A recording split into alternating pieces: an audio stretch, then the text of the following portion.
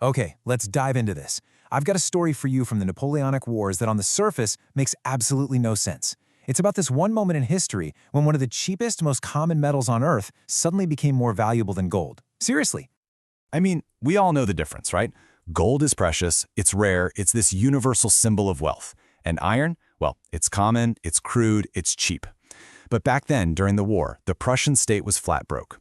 So they went to their citizens and asked them to do something pretty remarkable: donate their gold jewelry to help fund the war. And get this, in exchange for their precious gold rings, their family heirlooms, people were given these dark, simple little pieces of cast iron. Not gold-plated, not even silver, just iron. And here's the crazy part. They wore it proudly. In fact, being seen wearing this crude iron jewelry was seen as a much higher honor than wearing gold. So that brings us to the big question, right? How on earth did this happen? If pricing was just about logic, this would be impossible. Iron is cheap, gold is rare. End of story. But it's not the end of the story. And the answer, it reveals a fundamental truth about how we decide what anything is truly worth. You see, the whole secret is understanding the critical distinction between two words we throw around all the time as if they're the same thing: price and value. They are not the same, not even close, and this story about Berlin iron proves it perfectly. Think about it. Price is easy. It's just a number on a tag. It feels objective, clean, simple. But value? Oh, value is messy. It's not a number at all.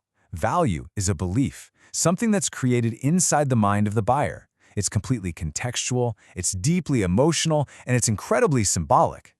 Let's just break this down for a second. A price is numeric, it's just a calculation, but value is contextual. In wartime Prussia, that iron meant something totally different than it did in peacetime. A price can feel objective, a fact, but value is always emotional. It's tied up in feelings like pride and belonging and sacrifice.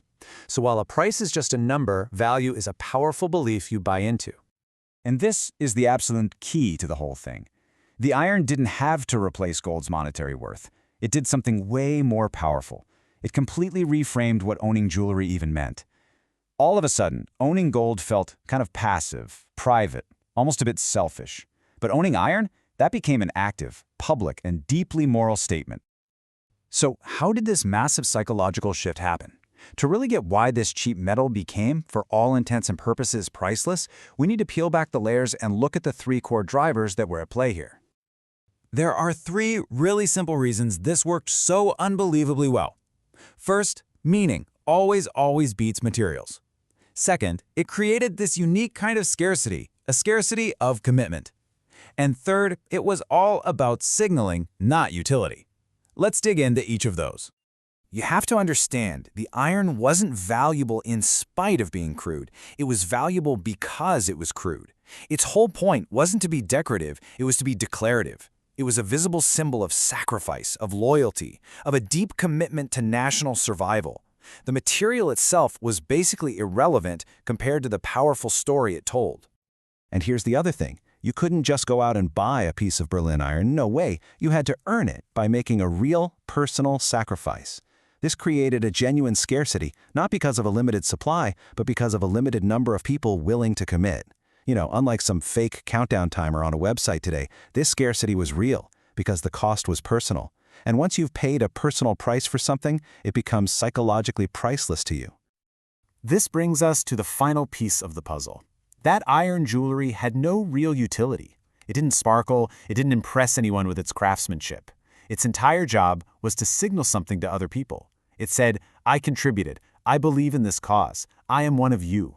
It was quite literally a badge of honor, worn not to look good, but to be seen. Now you might be thinking, okay, cool history lesson, but what does this have to do with me? Well, it has everything to do with you.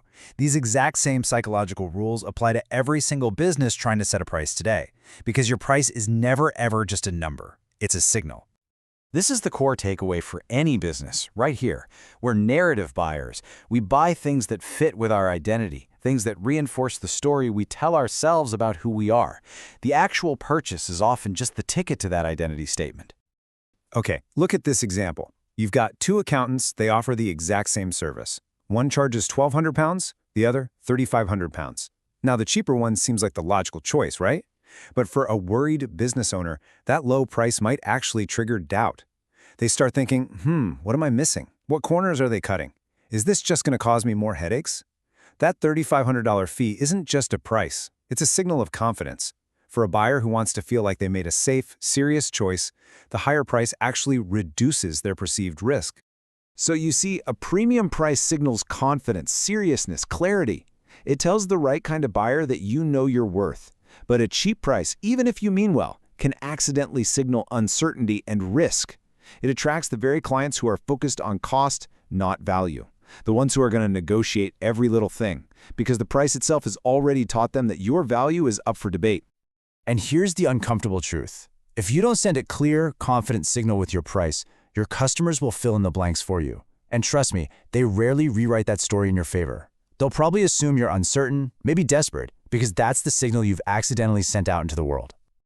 So, if the old way of thinking about price is totally flawed, what's the right way forward? Well, it all starts by asking a completely different kind of question. Most businesses get pricing all wrong for these 3 reasons.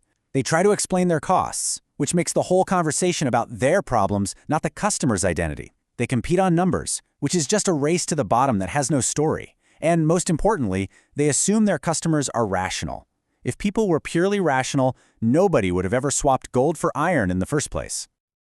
We have to stop asking these defensive, weak questions like, is my price fair, or will people pay this? That way of thinking assumes price is something you have to justify. It's not. Price is something you design. Instead, you have to start with this question. What story does paying your price allow your customer to tell about themselves? Does it signal that they're smart, that they're making a safe choice, that they're ambitious or prudent, or a savvy investor in their own success? Your price has to align with the identity of the customer you actually want to attract.